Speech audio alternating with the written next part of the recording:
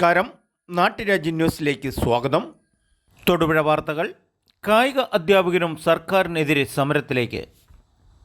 അടുത്ത Olympic മാമാങ്കത്തിൽ India സ്വർണ്ണ medal വാരിക്കൂട്ടുന്നതിന് രാജ്യാന്തര തലത്തിൽ നിരവധി സ്പോർട്സ് പരിഷ്കാരങ്ങളും ഗ്രാമീണ തലത്തിൽ വരെ ഓരോ കായിക താരങ്ങളെയും കണ്ടെത്തുന്നതിന് നിരവധി പദ്ധതികളാണ് ആവിഷ്കരിച്ചുകൊണ്ടിരിക്കുന്നത്.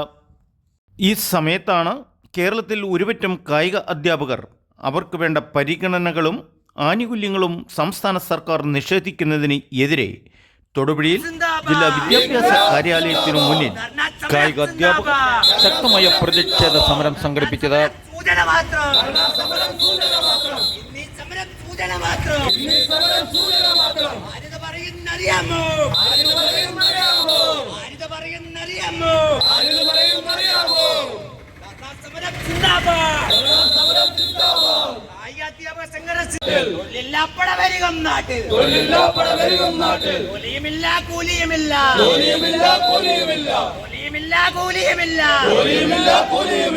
കായിക മേഖല തളരുന്നേ,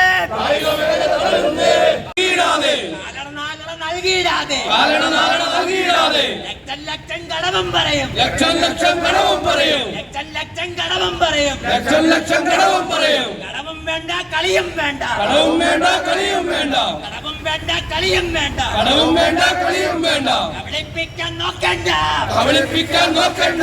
പരിശീലിപ്പിക്കാൻ ഇത്രയും കായിക അധ്യാപനം മതിയോ?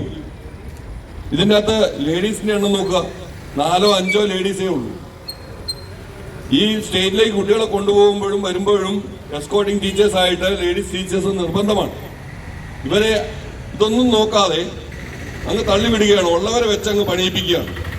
ഉദ്ഘാടന പ്രസംഗം KI സുരേന്ദ്രൻ, സ്വാഗതം പറഞ്ഞത് P ജോർജ്,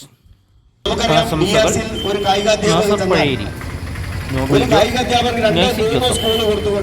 പ്രമുഖ കായിക ഒരു ദിവസമോ 2 ദിവസമോ മാത്രം ഓരോ സ്കൂളിലും ചാർജ് കൊടുക്കും. അവിടുത്തെ കായിക പ്രവർത്തനം എങ്ങനെ നടക്കും എന്ന് നമുക്ക് ഊഹിക്കാവുന്നേ ഉള്ളൂ. അപ്പൊ ഈ തരത്തില് അവരെ എങ്കിലും അവർക്ക് അത്തരത്തില് ജോലി സംരക്ഷണം ഉറപ്പാക്കിയിട്ടുണ്ട്. നമ്മൾ പറയുന്നു ഞങ്ങൾക്ക് ജോലി സംരക്ഷണം ഉറപ്പാക്കി. ഞങ്ങൾ 20 ഡിമാൻഡുകളാണ് നമ്മൾ വെച്ചിരിക്കുന്നത്. കായിക അധ്യാപക സംരക്ഷണം ഉത്തരവ് പുനഃസ്ഥാപിക്കുക. നമ്മളെ സംബന്ധിച്ച് വർഷങ്ങളായി നീണ്ടു നിൽക്കുന്ന കാര്യങ്ങളാണ്. ഓരോ വർഷവും മറ്റും വലിയൊരു പ്രശ്നമാണ് ഇരിക്കുന്നത്.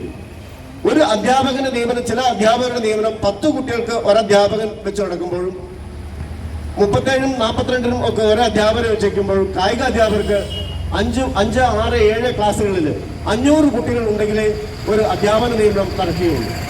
വിവിധ സ്കൂളുകളിലെ അധ്യാപിക സംഘടനകളായ KPS, PETA, DPTA എന്നീ സംഘടനകളുടെ ആഭിമുഖ്യത്തിലാണ് ഈ പ്രതിഷേധ സമരം സംഘടിപ്പിച്ചത്.